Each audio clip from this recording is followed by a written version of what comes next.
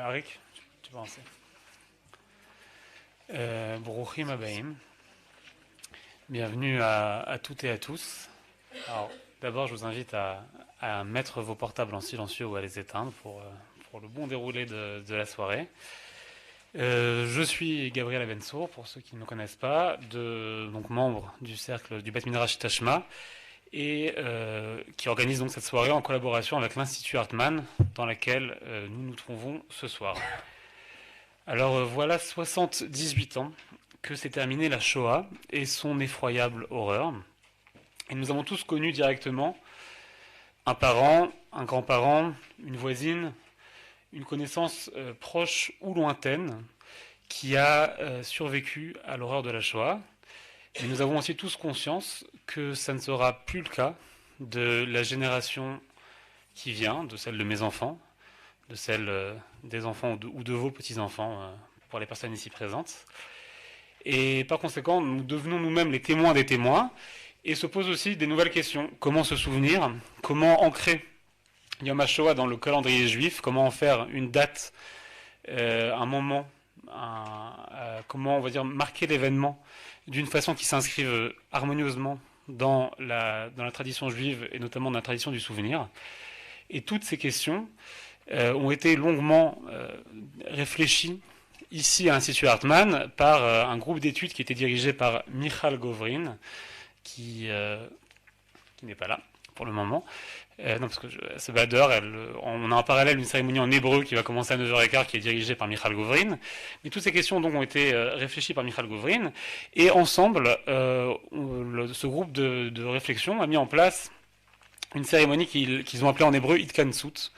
Itkansut qui fait évidemment écho à Bet HaKnesset, le lieu de réunion, la synagogue dont, durant des siècles, les Juifs se sont réunis dans les synagogues pour fêter pour fêter les événements heureux, mais aussi pour marquer les tragédies et les deuils. Donc ce mot-là de Itkansut qui fait écho d'un côté à Bet HaKnesset, de l'autre côté, pour moi en tout cas, aux paroles de la reine Esther, qui lors du décret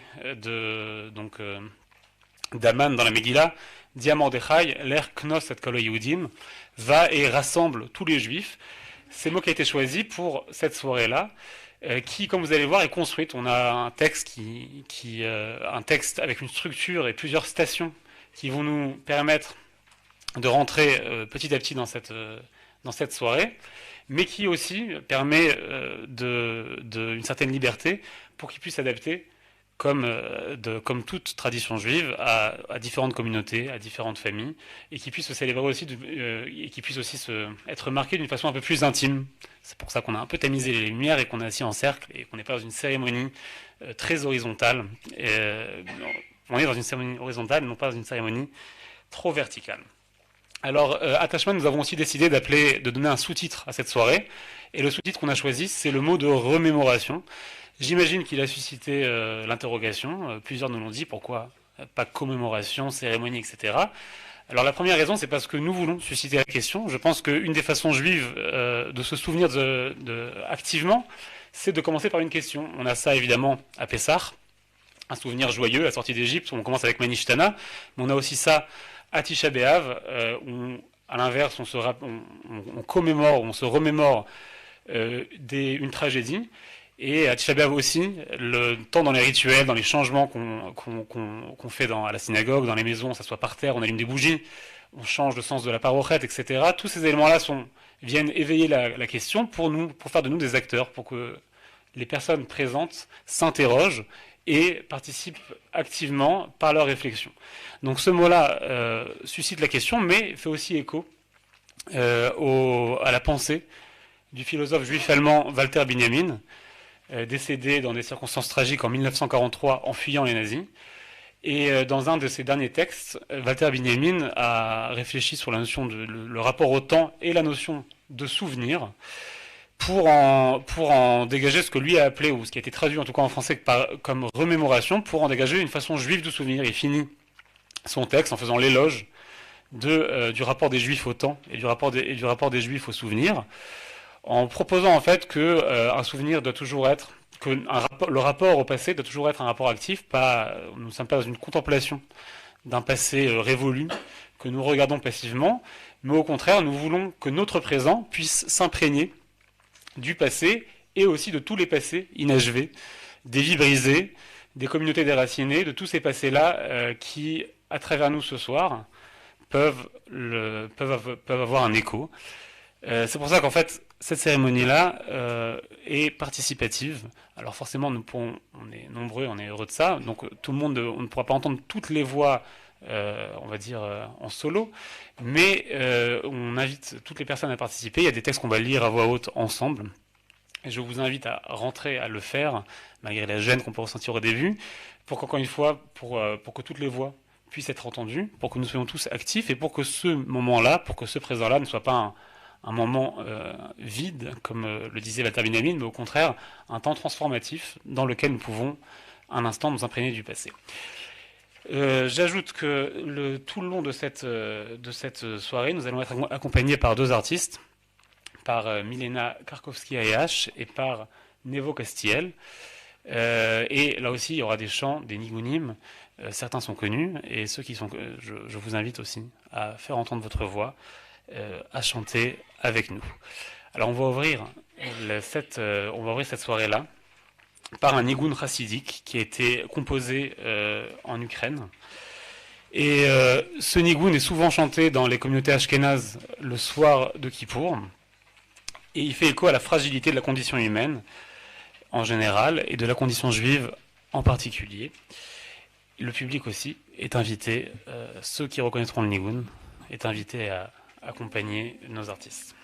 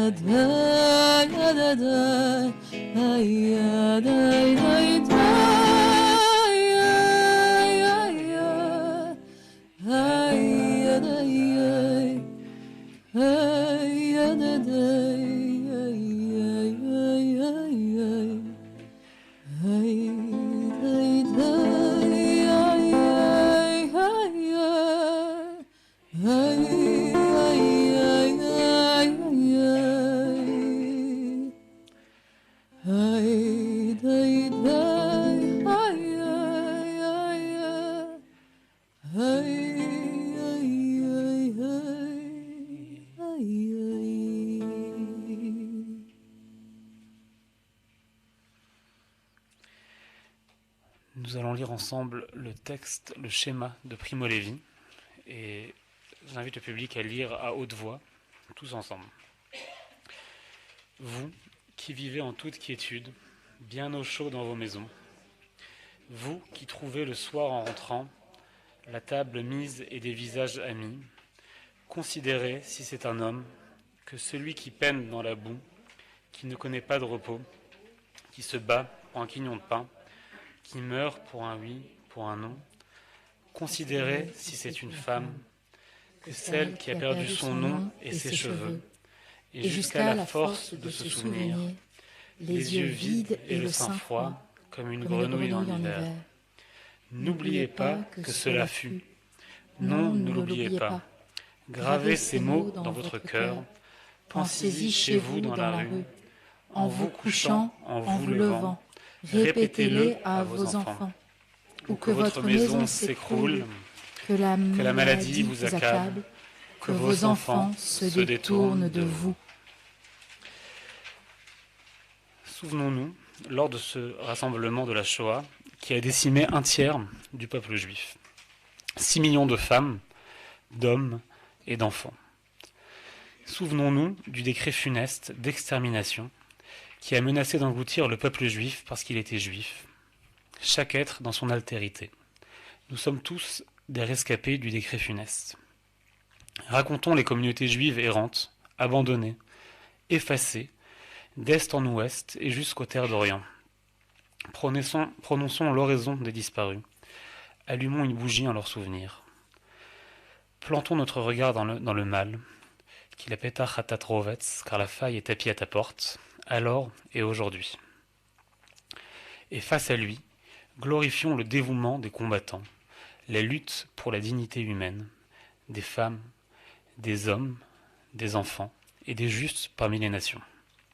Exaltons l'héroïque régénérescence des déracinés, des déportés, des survivants. Alors seulement, nous nous poserons la question, comment dire, ici et aujourd'hui, Bimkom she'en ish eshtadel liot ish, là où il n'y a plus d'être humain, efforce-toi d'en être un. Nous tendrons la main et nous nous lèverons, que ce rassemblement soit celui du souvenir et de la responsabilité. Nous allons maintenant passer à l'appel à la mémoire. Et j'invite Bithia donc à lire l'appel à la mémoire qui a été c'est un extrait du manifeste des survivants de la Shoah qui a été rédigé par les rescapés Zvigil, Raoul Tettenbaum et Israël Goodman avec le directeur de l'Institut Yad Vashem, Avner Shalev. Nous, la génération des rescapés de la Shoah, disparaissons peu à peu. Dans un avenir proche, il n'y aura plus à la surface de la Terre quelqu'un qui pourra témoigner « Je me souviens de ce qui s'est passé pendant la Shoah ». Ne resteront que les livres de souvenirs et des recherches historiques, des photos et des films, ainsi que les traces des témoignages de rescapés. Alors, d'une destinée subie et gravée dans nos chairs et nos âmes, le souvenir de la Shoah deviendra un objectif historique que l'humanité et les générations futures devront porter avec responsabilité en y insufflant du contenu et du sens. Chaque année, donc, comme je l'ai dit au début, l'idée c'est que nous puissions aussi chaque année nous rappeler, mettre le focus sur une haute communauté. Et cette année, nous avons décidé de marquer l'anéantissement de la communauté juive de Salonique. C'était une communauté installée pendant des siècles dans cette ville, une communauté qui avait aussi un rayonnement essentiel tout au long du bassin méditerranéen, une communauté où s'étaient installés de nombreux juifs expulsés d'Espagne en 1492, une communauté où les premières éditions du Zohar, du Shulchan Aruch et d'autres textes encore importants dans la tradition juive ont été diffusés, et aussi une communauté qui jusqu'au milieu du XXe siècle était le berceau de toute une culture qui a été déracinée, la culture ladino, avec des journaux en ladino, des théâtres en ladino, des chansons en ladino.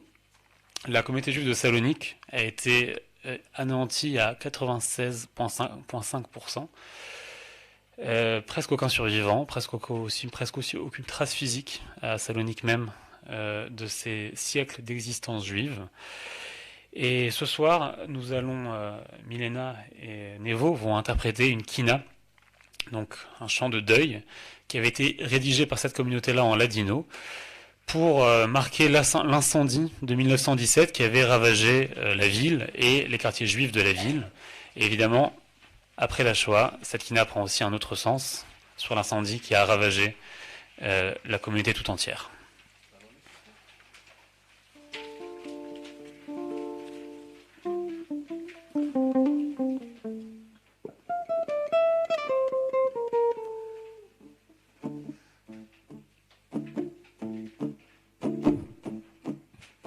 Desde Shabbat Latadre, Laurica dendotas, fuego salió el agua nueva la torre blanca quedó fuego, salió el agua nueva, a la torre blanca quedó. Tanto pobres como ricos, todos somos un igual, y a qué dimos arrastrando por campos y por quislas, y a qué dimos arrastrando por campos y por quislas. Nos dieron unos chedires que del aire se volan, nos dieron un pan amargo, ni con agua no se va. Nos dieron un pan amargo, ni con agua no se va. Las palomas van volando, haciendo destrucción, y es que dimos arrastrando sin tener abrigación, y a que dimos arrastrando sin tener abrigación. Yo del cielo, no topates que hacer, mos dejates arrastrando sin camisa para meter, mos dejates arrastrando sin camisa para meter. Nos estamos cicleando, nos vamos donde el inglés por 3 grujicos al día, un pan para comer, por 3 grujicos al día y un pan para comer. Entendiendo monsevicos de los pecados del Shabbat, se enseñó el patrón del mundo, nos mandó a adular. Se enseñó el patrón del mundo, nos mandó a adular.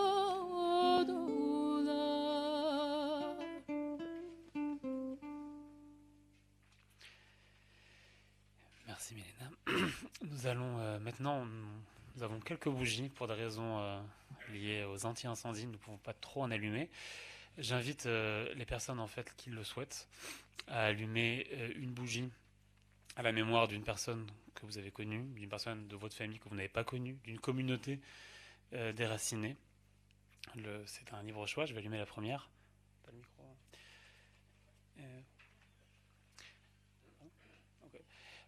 Pour que j'en puisse dire. Je vais allumer la première à la mémoire de Joseph Wenger, un rescapé qui se tenait toujours à l'entrée de la synagogue où je priais et qui donnait aux gens qui arrivaient les livres de prière, personne qui a vécu toute sa vie seule et sans enfant.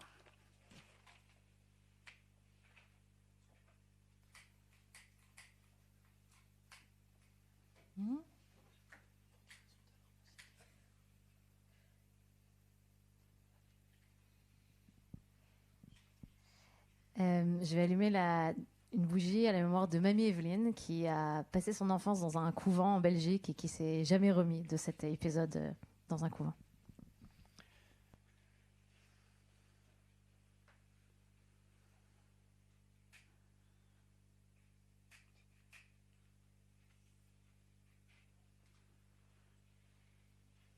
Je vais allumer une bougie à la mémoire de mes familles juives polonaises, Kartowski, Bigiel, Kahn, Grishmanols, dont je ne peux pas citer tous les prénoms et que je ne connais pas malheureusement et qui ont péri dans la Shoah.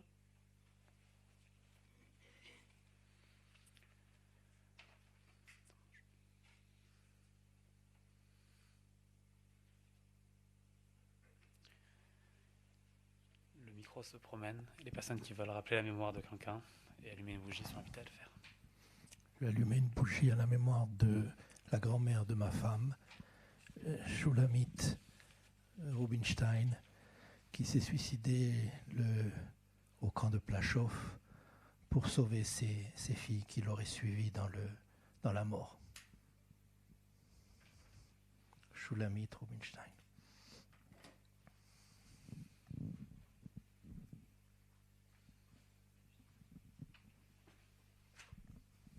Je voudrais allumer une bougie en la mémoire de Edmond Elia Larmi, le cousin de ma grand-mère, qui était venu de Gabès à Paris, qui a été déporté à Auschwitz, qui a survécu à la marche de la mort, et qui a ensuite été dans le camp de Flossenburg et qui est mort 10 jours avant l'arrivée des Américains. Edmond Elia Larmi.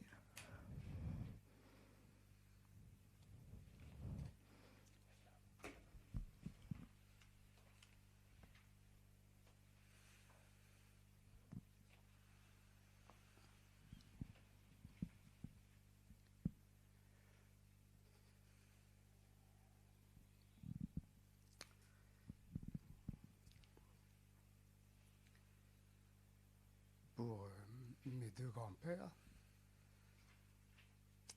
Yehoshua Librach et Abraham Ring. Yehoshua a été dénoncé, donc il a été interné à Drancy avec son fils Mendel. 16 ans.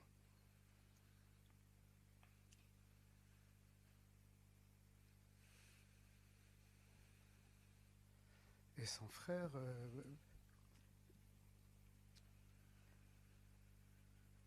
frère Benjamin a fait partie de ces juifs qui étaient cachés autour de Bordeaux et qui ont été déportés par Maurice Papon et qui est mort aussi à Auschwitz. Quant à Abraham Ring,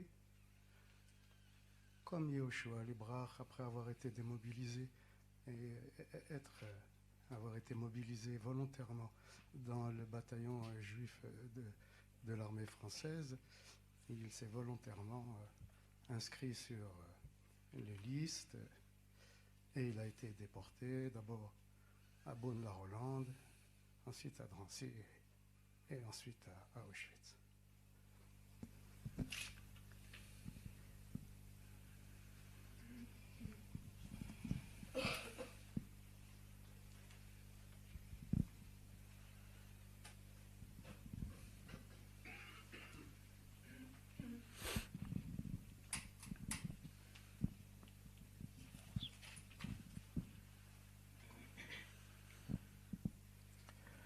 Je voudrais allumer une bougie à la mémoire de mon grand-père, Shimon Hanel, et de sa fille, Tante Nelly, les deux que je n'ai pas connus, bien entendu, et qui me manquent.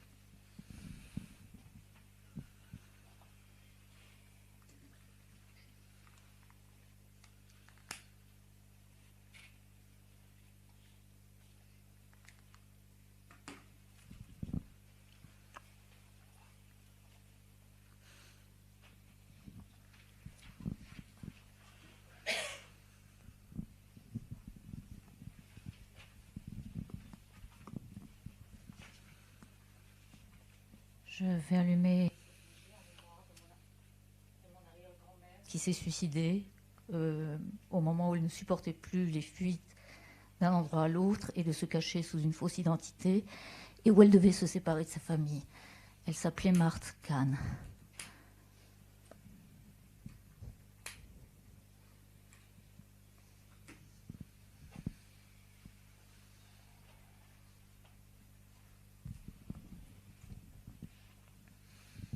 Moi, je vais faire en souvenir de ma grand-mère paternelle et de sa fille qui était la sœur de mon père et du bébé qu'ils ont eu. Ils étaient en Bessarabie et quand les nazis sont arrivés, les Roumains les ont bien aidés. Tout le monde fuyait vers les républiques d'Asie. Et que le temps qu'il y avait 3 générations, la grand-mère qui n'était pas en bonne santé, le bébé, etc., ils ont trouvé une charrette, il n'y avait plus de chevaux. Et ils ont trouvé un bœuf qui les a amenés tout doucement. Ils ont été rattrapés et toute la famille a été tuée. Alors, en leur souvenir.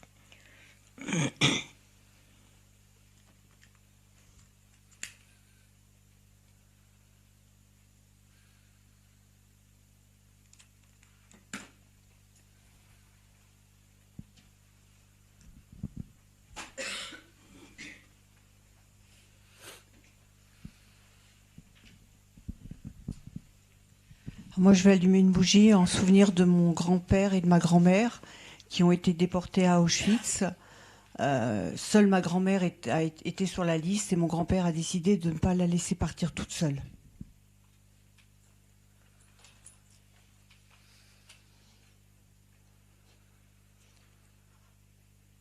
À la mémoire de Herzl et Sirla Srouka.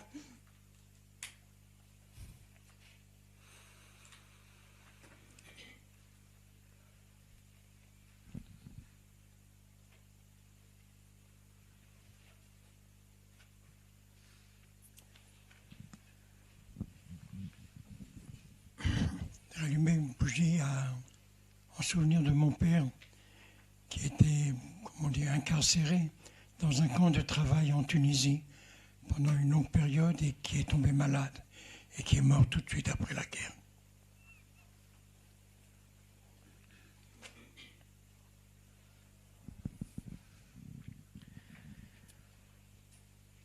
Maurice Attab.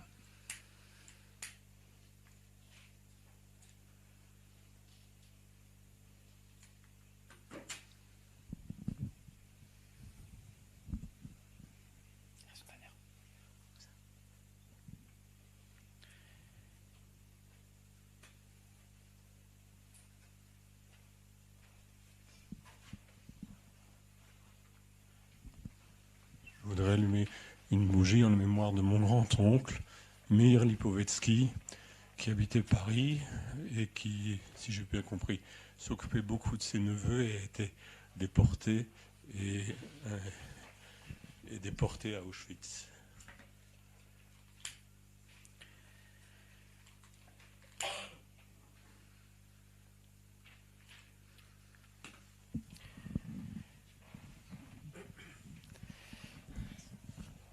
Et en mémoire de toutes les autres personnes auxquelles vous pensez, qu'on n'a pas pu citer, toutes celles auxquelles plus personne ne pense, je vous invite tous à lire à voix haute le texte qui va suivre avant de réciter une prière à leur mémoire. Et que je ne possède pas les mots, ou que tu en aies peu, à main nue, langue dépouillée, nous dirons la pointe de l'extrême du plus grand assassinat que l'humanité a connu. Par nos bouches frappées de stupeur, nous rappellerons une infime part de l'océan des souffrances, de ce qui s'y trouve au-delà de toutes les langues. Nous allons maintenant réciter une prière qui a été une prière donc à tous les déportés, tous les morts juifs de la Shoah, qui a été rédigée en 1945, immédiatement à la fin de la guerre, par le Rav Yosef Messas, qui était alors grand rabbin de la ville de Meknes au Maroc, et plus tard grand rabbin de Haïfa en Israël. J'invite le public à se lever pour la prière.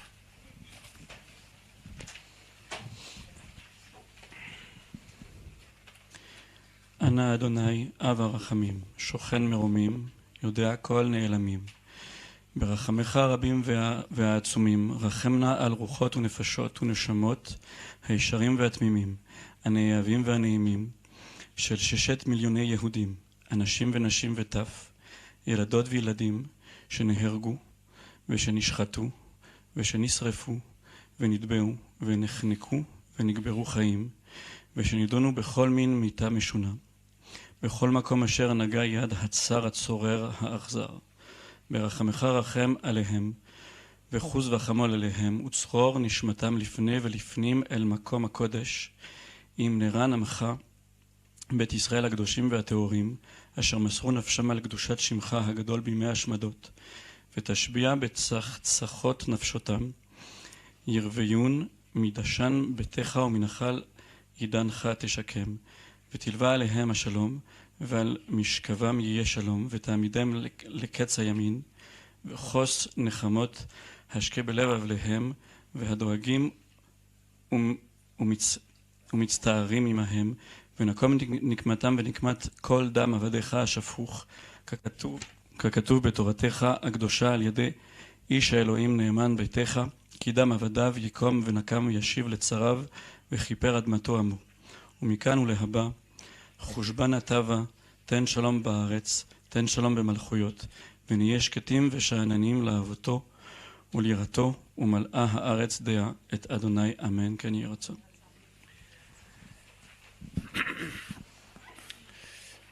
Nous allons maintenant écouter une version chantée du El Malé Rachamim, qui a été chantée qui a été composée par le Chazan Shlomo Katz, lui-même déporté à Auschwitz en 1941, envoyé vers sa mort, qui, un instant avant sa mort, demande à son bourreau le droit de chanter une dernière fois, et récite donc cette prière, chante cette prière bien connue des communautés ashkénazes, et réveille en son bourreau le peu d'humanité qui devait lui rester.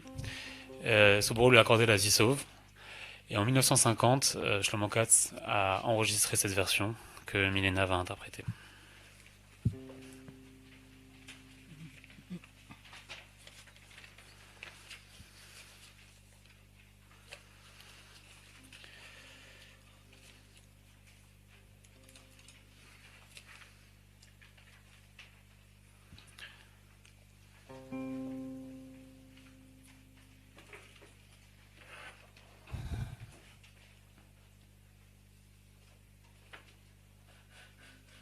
El Molera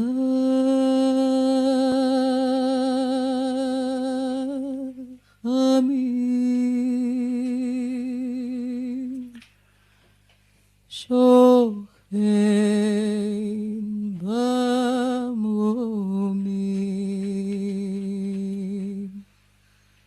Ametzim Menochan Echoino על כנפי השינו ומעלוית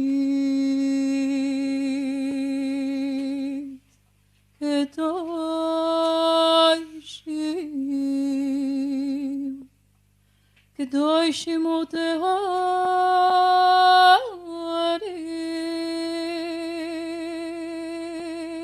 וטהרים כזוהי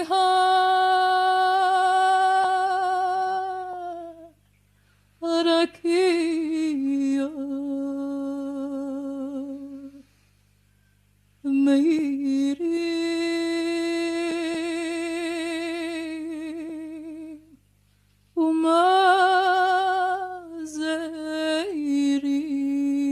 ומזהירים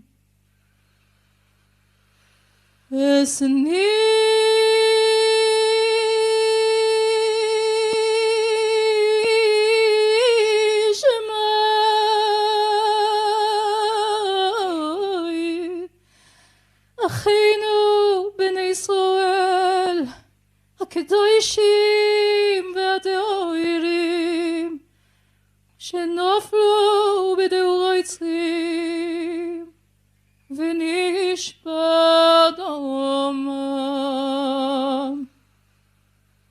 באוישוויץ מיידנק טריבלינקה בוכנוואל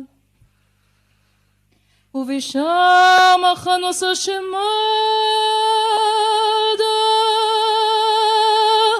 באירופה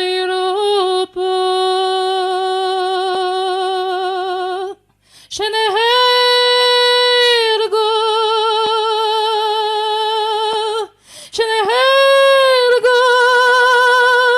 ושנשקטו בכל מיסאית וסיני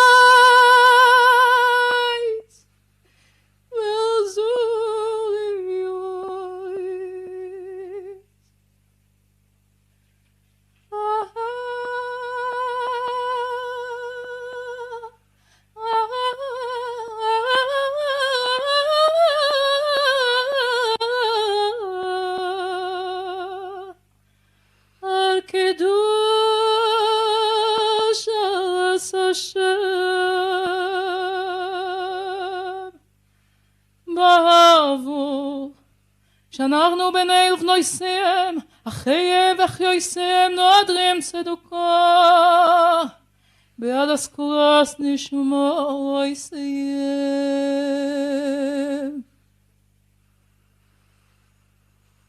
בגן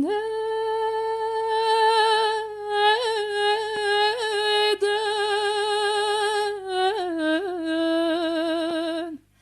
בגן עדן תהמרנו חוסם, לא חן בא לו רחמים, יצירם בסייסר כנופיו לעולמים, ויצרוי בצחור החיים אס נשמוסו,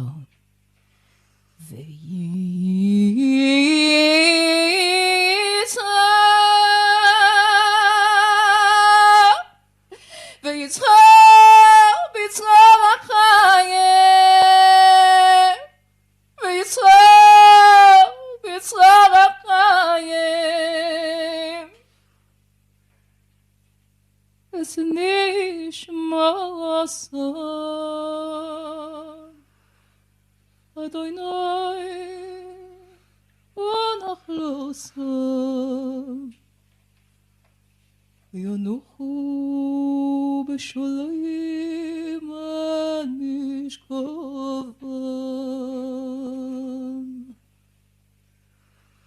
ונאמר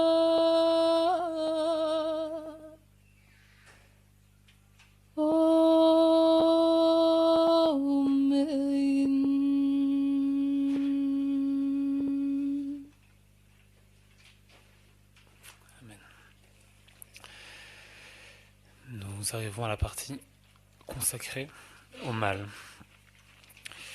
Plantons notre regard dans le gouffre du mal humain, alors et aujourd'hui. Un fait, lors des expertises psychiatriques effectuées dans le cadre du procès de Nuremberg sur les membres des Einsatzgruppen, unité de liquidation des SS, tous les membres furent déclarés normaux. Et nous nous souviendrons de la puissance du mal, répandant terreur et fascination, alors et aujourd'hui, de sa capacité à s'infiltrer sous différents visages dans nos âmes, que nous en soyons conscients ou non. Nous allons lire les mots du poète Benjamin Fondan, né Wexler, juif roumain qui vivait en France et qui fut assassiné dans les chambres à gaz en 1944. En 1942, au cœur de l'horreur, il écrivait le poème qui suit. C'est à vous que je parle, homme des antipodes. Je parle d'homme à homme, avec le peu en moi qui demeure de l'homme, avec le peu de voix qui me reste au gosier. Mon sang est sur les routes, puisse-t-il ne pas crier vengeance? L'hallali est donnée, les bêtes sont traquées. Laissez-moi vous parler avec ces mêmes mots que nous eûmes en partage. Il reste peu d'intelligible. Un jour viendra, c'est sûr, de la soif apaisée. Nous serons au-delà du souvenir. La mort aura parachevé les travaux de la haine. Je serai un bouquet d'orties sous vos pieds. Alors, eh bien, sachez que j'avais un visage comme vous, une bouche qui priait comme vous. Oui, j'ai été un homme comme les autres hommes, nourri de pain, de rêves, de désespoir. Et oui, j'ai aimé, j'ai pleuré, j'ai haï, j'ai souffert. J'ai acheté des fleurs, et je n'ai pas toujours payé mon terme. Le dimanche, j'allais à la campagne pêcher, sous l'œil de Dieu, des poissons irréels. Je me baignais dans la rivière qui chantait dans les joncs, et je mangeais des frites le soir. Et pourtant, non, je n'étais pas un homme comme vous. Vous n'êtes pas né sur les routes, personne n'a jeté à l'égout vos petits comme des chats encore sans yeux. Vous n'avez pas erré de cité en cité, traqué par les polices. Vous n'avez pas connu les désastres à l'aube, les wagons de bestiaux et le sanglot amer de l'humiliation. Accusé d'un délit que vous n'avez pas fait, d'un meurtre dont il manque encore le cadavre, changeant de nom et de visage, pour ne pas emporter un nom qu'on a hué, un visage qui avait servi à tout le monde de crachoir. Un jour viendra sans doute, quand le poème lu se trouvera devant vos yeux. Il ne demande rien. Oubliez-le, oubliez-le. Ce n'est qu'un cri qu'on ne peut pas mettre dans un poème parfait. Avais-je donc le temps de le finir ? Mais quand vous foulerez ce bouquet d'orties qui avait été moi dans un autre siècle, en une histoire qui vous sera périmée, souvenez-vous seulement que j'étais innocent et que, tout comme vous, mortel de ce jour-là, j'avais eu, moi aussi, un visage marqué par la colère, par la pitié et la joie. Un visage d'homme, tout simplement. Merci. Nous, ce soir, nous ne voulons pas simplement uniquement nous rappeler du mal, mais aussi nous rappeler de l'humanité. Nous connaissons l'injonction des Pirkei Avot, Mimkom Shen Ish, Eshtadel Liot Ish, là où il n'y a pas d'être humain, efforce-toi d'en être un. Face au mal, face à la cruauté, l'assassinat, l'extermination et l'effacement du visage humain, au cœur de la vulnérabilité absolue, des chemins de résistance et de révolte se sont révélés, où des hommes, des femmes et des enfants, membres du peuple juif et justes parmi les nations, ont conservé un visage humain. Les souvenirs de la Seconde Guerre mondiale, j'espère que cela ne vous étonnera pas, sont liés pour moi à beaucoup d'amour, un amour infini. Quiconque a été dans un ghetto a vu des mères protéger leurs enfants, se privant de nourriture pour les nourrir. Il a vu comment des adolescents ont accompagné leurs parents pour ne pas les laisser seuls et en ont pris soin jusqu'au dernier instant. Lorsque je me demande d'où me viennent les forces d'écrire, je sais qu'elles ne puissent pas dans les visions d'horreur, mais dans les visions d'amour qu'il y avait de toutes parts. Mon monde n'est pas demeuré sous les traits des bourreaux, ni sous les traits du mal irréparable, du mal infini. Je suis resté avec les hommes et je les ai aimés. Aaron Appelfeld. C'est ce texte d'Aaron Appelfeld qui va aussi nous accompagner dans le passage qui va suivre. Nous allons tourner la page et mettre le focus sur les justes parmi les nations. Nous connaissons l'injonction, encore une fois, du Talmud. Celui qui sauve une vie sauve l'humanité tout entière. Souvenons-nous des justes parmi les nations, de religions et de peuples différents, qui ne se sont pas dressés contre nous et ont tendu la main. Souvenons-nous de ces personnes de tout rang social, paysans ou hauts fonctionnaires, boulangères ou diplomates, qui ont choisi l'humanité au péril de leur vie. Souvenons-nous des hommes et des femmes de foi, des pasteurs et des bonnes sœurs, des imams et des abbés, qui au cœur de l'horreur ont sanctifié la vie. Souvenons-nous, entre autres, de Monseigneur Jules Saliège, archevêque de Toulouse, qui éleva courageusement sa voix alors que la France raflait ses propres juifs. Dans une lettre publiée en août 42, il écrivait « Les juifs sont des hommes, les juifs sont des femmes, tout n'est pas permis contre eux, contre ces hommes, contre ces femmes, contre ces pères et mères de famille. Ils font partie du genre humain, ils sont nos frères comme tant d'autres.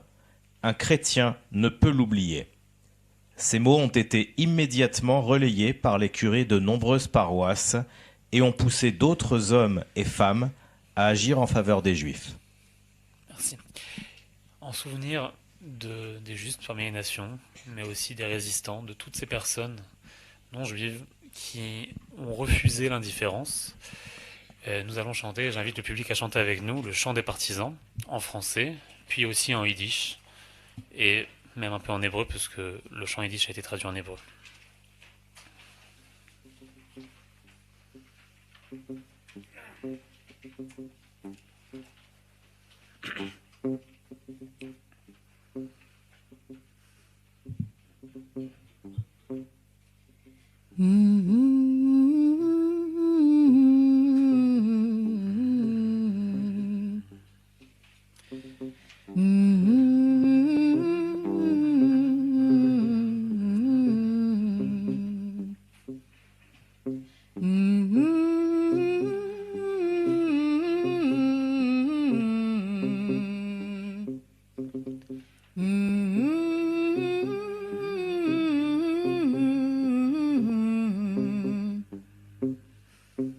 Ami, entends-tu le vol vol noir des corbeaux sur nos plaines. Amis, entendu ces cris sourds du pays qu'on enchaîne. Oh, et partisans, ouvriers et paysans, c'est l'alarme. Ce soir, l'ennemi connaîtra le prix du sang et des larmes. Montez de la mine, descendez des collines, camarades. Sortez de la paille, les fusils, la mitraille, les grenades. Oh, et les tueurs à la balle et au couteau, tuez vite. Oh, et saboteur, attention à ton fardeau, dynamite.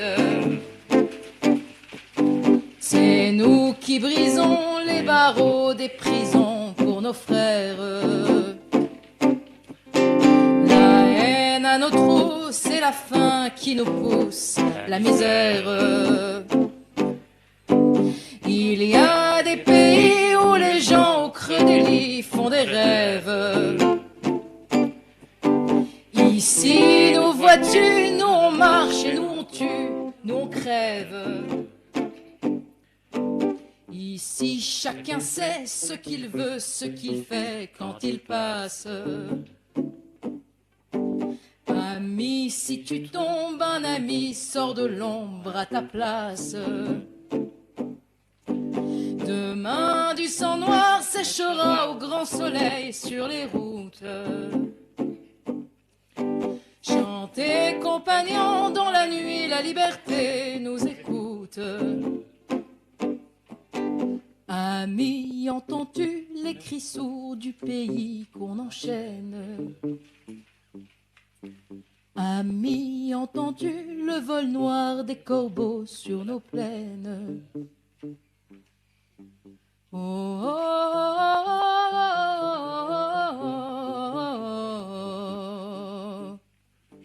oh, oh, oh,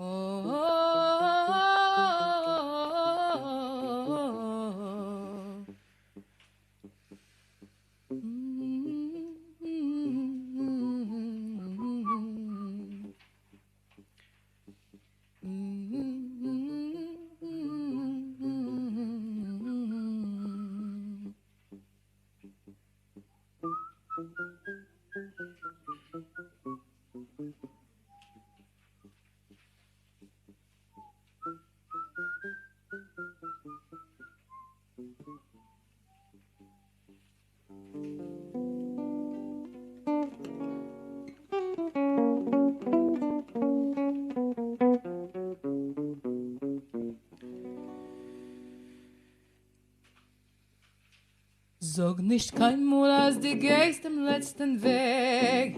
Gott Himmeln bleiene, verstellen bleie Tag.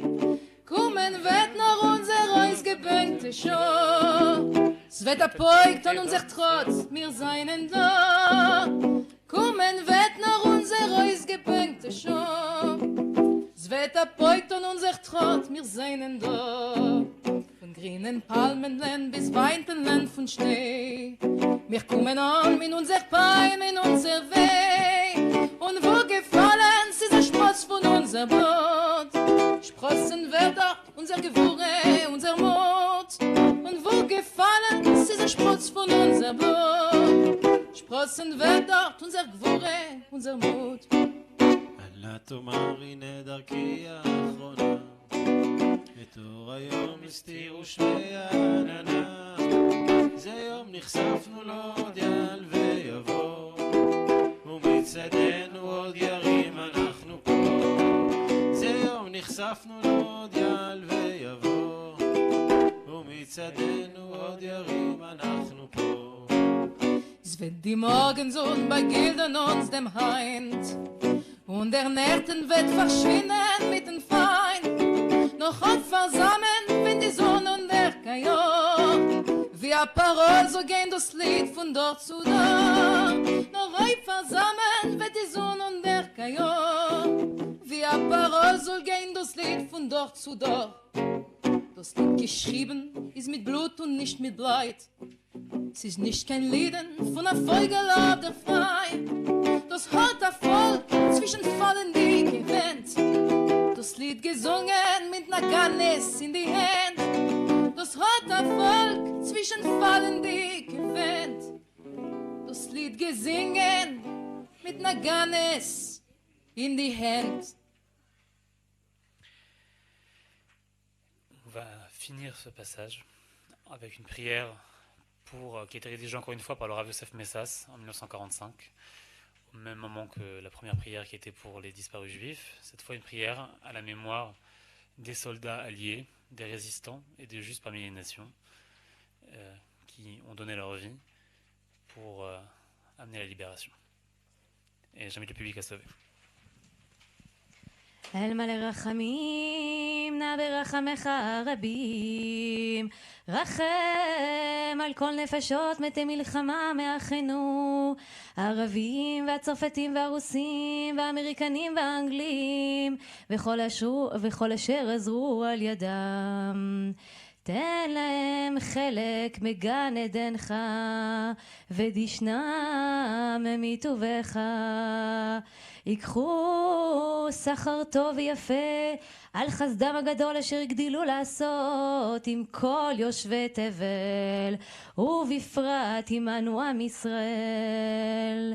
בעזרת האלוהים ברוך הוא, בעבודתם הנמרצה, עד שפוך דמם ארצה, להשבית חיי רעה מן הארץ יצלר, וכל הנוהים אחריו לא יקומו רשעים במשפט, כי יהיו אפר תחת כפות רגלי נפשות, צבאות הממלכות הנזכרות, וצדיקי אומות העולם.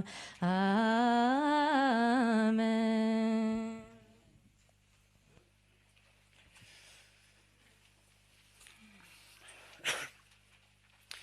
Et après, comment se relever? L'homme et la femme, l'enfant et la jeune fille, déracinés, chassés, la poignée des rescapés, héros du quotidien qui parmi nous revivent. Ils nous ont intimés de vivre. Nous allons maintenant écouter un témoignage de Milena ici présente. Nous sommes, comme je l'ai dit au début, les témoins des témoins. Et Milena va nous en dire tout de suite un peu plus. Je suis Milena Kartovsky-Ayash, la petite fille de Chava Bigiel qui a miraculeusement survécu à la Shoah. Chava est née le 20 octobre 1922 à Varsovie. Elle habitait à Krouchasset. Durant la guerre, le magasin de ses parents est fermé et elle se réfugie avec sa famille à la campagne. Et nous ne savons pas pourquoi, elle revient seule en 1941 à Varsovie, elle est chez elle. Et là, elle se fait prendre par les Allemands, elle a le temps de ne rien prendre. Et elle est amenée au ghetto de Varsovie. Elle habite rue Mila 24, juste à côté de là où il y a eu l'insurrection. Et puis, elle est embarquée à Czestochow, dans le camp de Czestochow, où elle travaille dans une usine de munitions comme travailleuse esclave. Elle est de très nombreuses fois fouettée parce qu'elle s'endort sur sa tâche. Et puis de là, elle est envoyée au camp de Ravensbrück où elle va rester près de 2 ans. Et dans le train qui l'envoie à Ravensbrück, ses forces sont vraiment très minimales et elle se dit qu'elle va mourir. Et juste au moment où elle se dit qu'elle va mourir, une fenêtre s'ouvre juste au-dessus de sa tête et un pain tombe sur ses genoux. Et elle se dit qu'elle va continuer. Elle arrive à Ravensbrück et elle reste au camp, dans le camp jusqu'à la libération par les Anglais. À la libération, elle est placée dans une ferme allemande où elle travaille. Elle a seulement le dimanche de libre.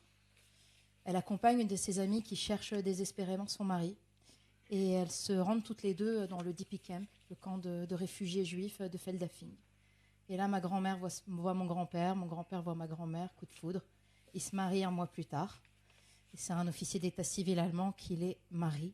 Et on a toujours le certificat où il y a marqué la juive Chava Bigiel épouse le juif Abraham Kartovsky. Elle tombe enceinte tout de suite et elle ne veut pas accoucher en Allemagne. Je suis la petite fille de Abraham Kartovsky né le 25 février 1921 à Lodz, donc proche de la frontière allemande. Il habitait à Pietrzkowska 37 ou 39 et il nous disait que c'était les Champs-Élysées là-bas. En septembre 39, les Allemands envahissent la Pologne. Sa maman, à ce moment-là, est à Varsovie. Sa fille vient d'avoir un bébé. Sa fille s'appelle Léa, la sœur de mon grand-père. Le père de mon grand-père est en France depuis 1936. Il a vendu ses affaires en Pologne. On ne sait pas très bien ce qu'il fait en France. Donc mon grand-père a grandi tout seul de 36 à 39. Il aime la chazanout et l'opéra. Et en 1941, il est attrapé tout seul dans son appartement par les Allemands. Lui aussi, il ne peut rien prendre. Il est amené dans le ghetto de Lodz. Dans le ghetto de Lodz, il survit comme il peut. Il vole à droite à gauche. Et puis il chante comme Chazan. Et en échange, on lui donne un bol de soupe. Et là, dans le ghetto de Lodz, il retrouve par hasard son père, qu'il n'a pas vu depuis près de 3 ans. Et il fait ce qu'il peut pour aider son père à survivre, mais les conditions sont tellement dures que son père meurt devant lui. En 1941, il est emmené comme ma grand-mère à l'usine de munitions de Czestochow. Là-bas, il distribuait la nourriture et il portait les caisses d'armes. Donc on peut se dire que c'est ça peut-être qui lui a permis d'avoir la vie sauve. Puis il est envoyé à Buchenwald. Il habite dans le bloc 37 et il nous a toujours dit que c'était à côté du bloc des prostituées, ce qui est vrai. Il va tous les jours parce qu'il fabulait aussi. Vous savez, entre ce qu'on nous raconte et la réalité, parfois, maman pensait que grand-père fabulait. Il va tous les jours à l'usine de Lahora, qui est à 10 km à pied. Donc 10 km aller, 10 km retour. C'est une usine où il fabrique des V2. Là, il commence à dépérir. Et de là, il est envoyé à Dachau, où il n'a plus de force, où il ne peut plus travailler. En 1944, avec l'avancée des Américains, les Allemands mettent tous les rescapés dans des trains. Et là, comme dans les films, les Américains arrêtent le train et libèrent les rescapés. Mon grand-père pèse 35 kilos, il est envoyé à l'hôpital.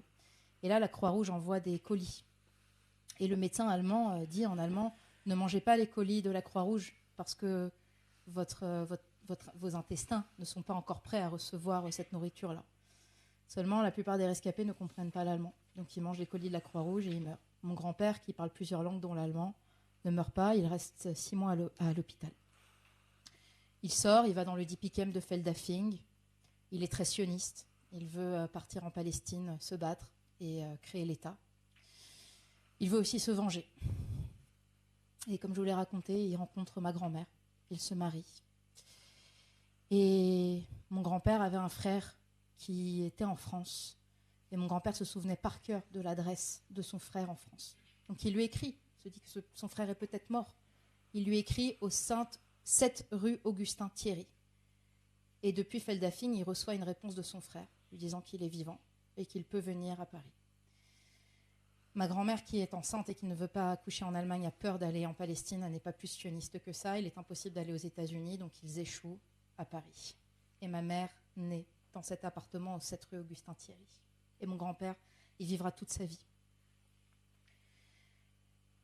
Je suis la fille de Pierre Ayache, née le 28 juin 1935 à Alger, en Algérie.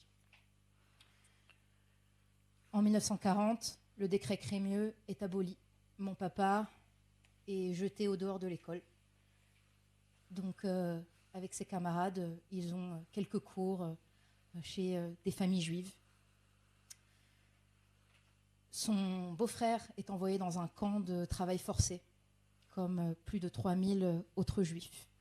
En 1942 a lieu l'opération Torche, où 400 jeunes résistants, dont la grande majorité sont des juifs, et où se trouve José Aboulker, un des membres de ma famille, aide les Américains à débarquer, et donc permet aux juifs de ne pas être déportés par les Allemands.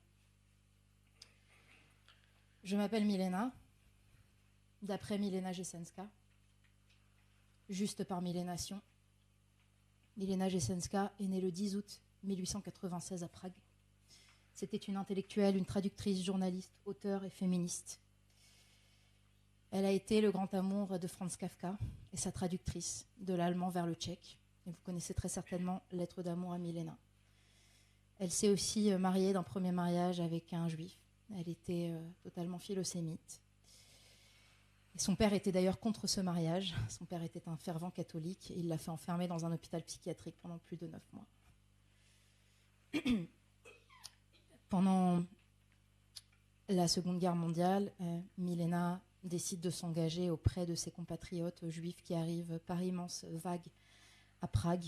Donc, elle entre dans un réseau de résistance pour les faire fuir, pour les faire passer clandestinement jusqu'en Angleterre. Son appartement est un lieu de transit où elle fabrique des faux papiers. Et comme ça, des dizaines de personnes, des dizaines de juifs, notamment des intellectuels, peuvent avoir la vie sauve. Elle ne veut pas fuir, elle veut les soutenir jusqu'au bout.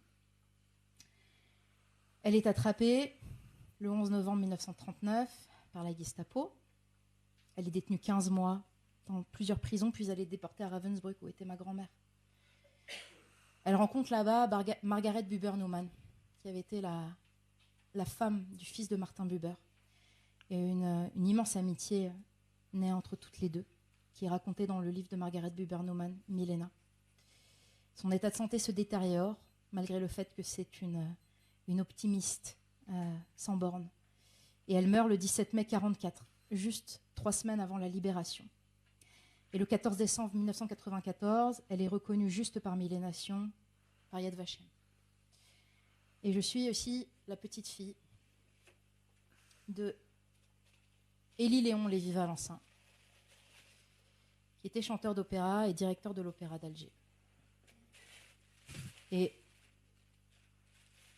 il se trouve qu'en 2013, au Musée d'art et d'histoire du judaïsme à Paris, lors de l'exposition sur les Juifs d'Algérie, j'ai vu cette pochette, la pochette de sa bar mitzvah. Et en dessous, il y avait écrit sur le cartel « Objet spolié ». Et donc pendant 8 ans, je me suis battue pour que l'État français nous restitue ce bien spolié. Et j'ai découvert l'histoire de ma famille juive d'Algérie. Ce bien a été retrouvé après la guerre dans un hangar par le Joint, parmi des milliers d'objets volés. Il est arrivé miraculeusement au Musée d'art et d'histoire du judaïsme à Paris, dans un lot d'objets ashkénazes, c'est-à-dire des ménorotes, des boîtes à bessamim. Et c'était le seul objet d'Afrique du Nord.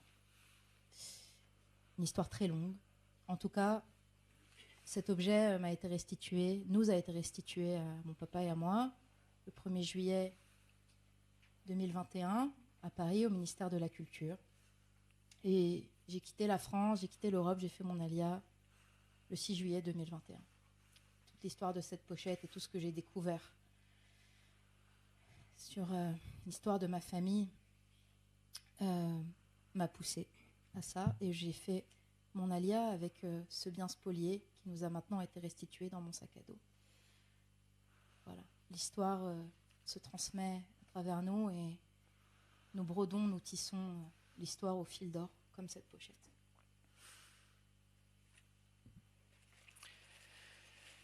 Merci beaucoup, Milena.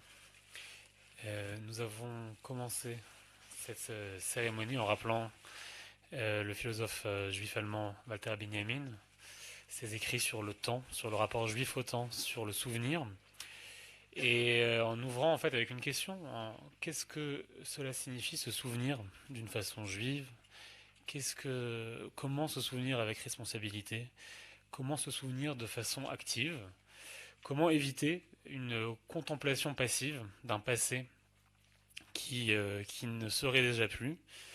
Et comment laisser notre présent s'imprégner du passé, des passés inachevés, des voies brisées, ce que Walter Benjamin appelle aussi dans son texte comment laisser les éclats messianiques pénétrer dans le moment présent pour en faire un à présent. On ne va pas répondre à ces questions maintenant, parce que ces questions n'ont pas une réponse, elles ont autant de réponses qu'il y a de personnes ici présentes. La réponse, encore une fois, comme les questions que nous nous posons à Pessah, à Tisha B'Av, à d'autres moments tragiques et joyeux de la tradition juive, ces questions-là qui en fait accompagnent la vie juive peuvent avoir différentes réponses à différents moments de nos vies, dans différentes communautés, chez différents individus, mais poser la question pour clore cette cérémonie est aussi important. Et donc, après avoir prononcé les lamentations sur l'extermination et la destruction, après avoir évoqué le mal et la conduite face à lui, nous posons à présent la question: que pouvons-nous apprendre ici et maintenant? Comment se souvenir avec responsabilité? Comment se souvenir d'une façon active? Et comment faire que ce présent, que ce moment-là puisse être un moment transformatif?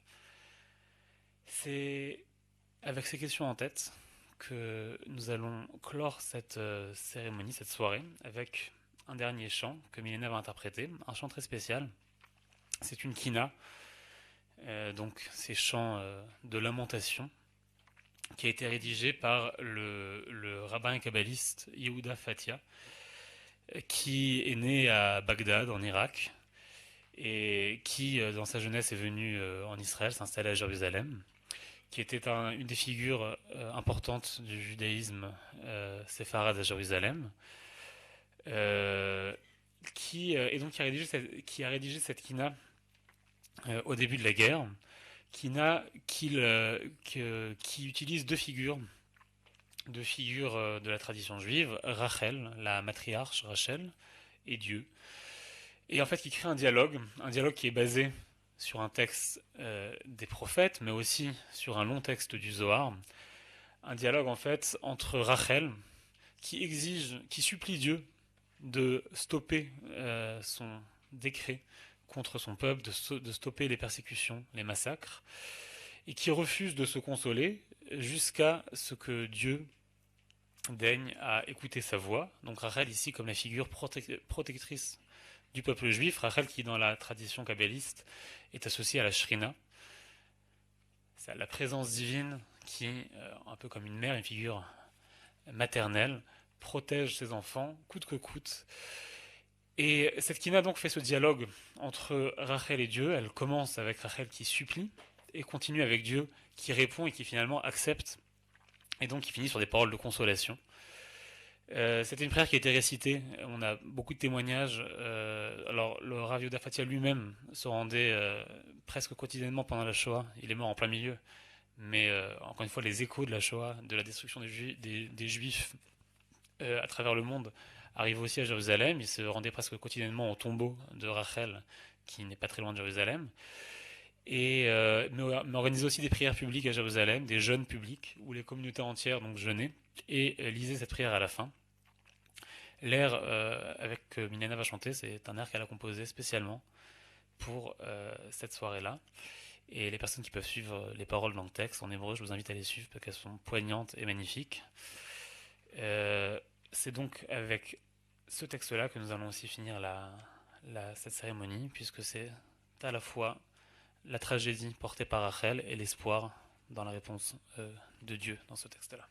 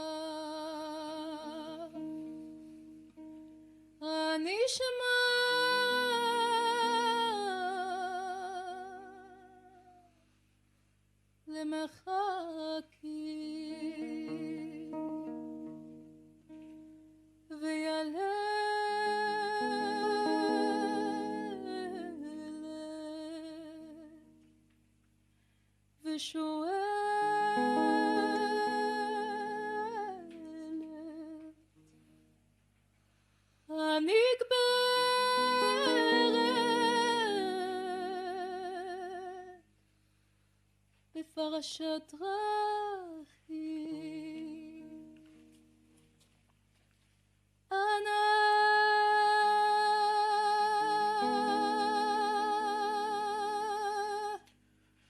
אנא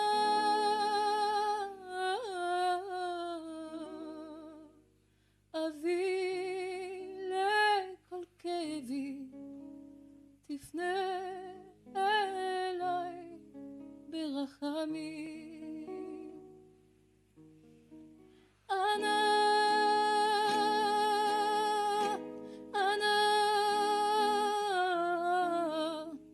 אביא לכל כאבי, תפנה אליי ברחמים. צור תעודה, האם אדע, תהיה עבודה לעולמים. וארכלה מחק בלה, תגרש אותה למחקים. והשילחת ההם מכן, ולא לקחת הבנים.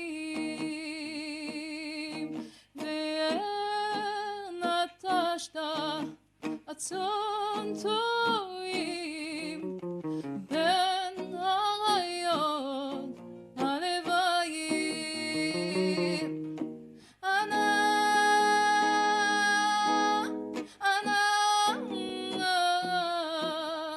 אביא לכל כאבי, תפנה אליי ברחמים.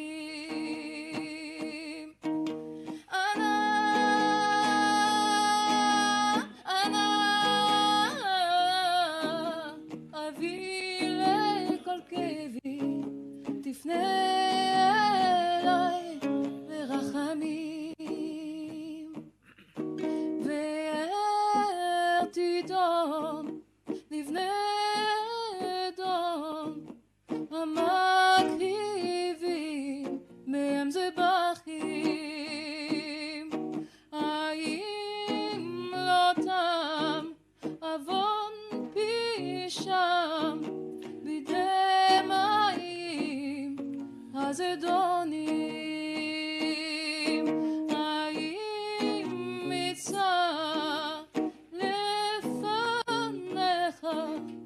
1000 שנים בעיניך,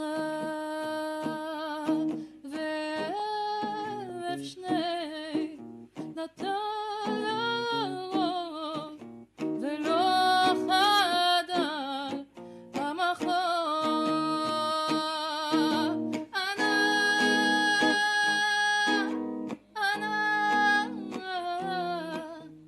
אביא לכל כאבי, תפנה אליי ברחמים.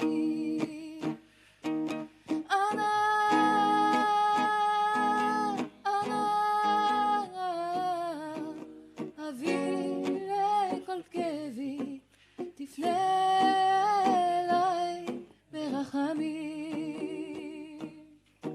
ואהיה עוד טבלאות וחשבון מועד מועדים. מתי תרחם, מתי תנחם, ואתה דוחה מיום לימים. היום תנביט יום, ולא תתראה בדברים.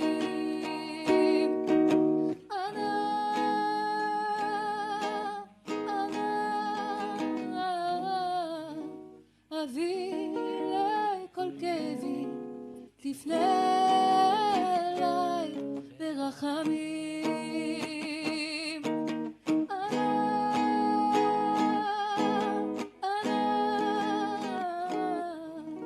אביא לכל כאבי, תפנה אליי ברחמים.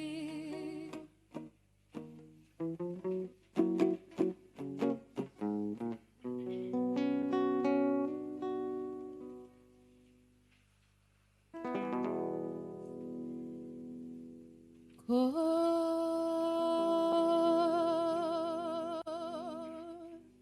רוצה.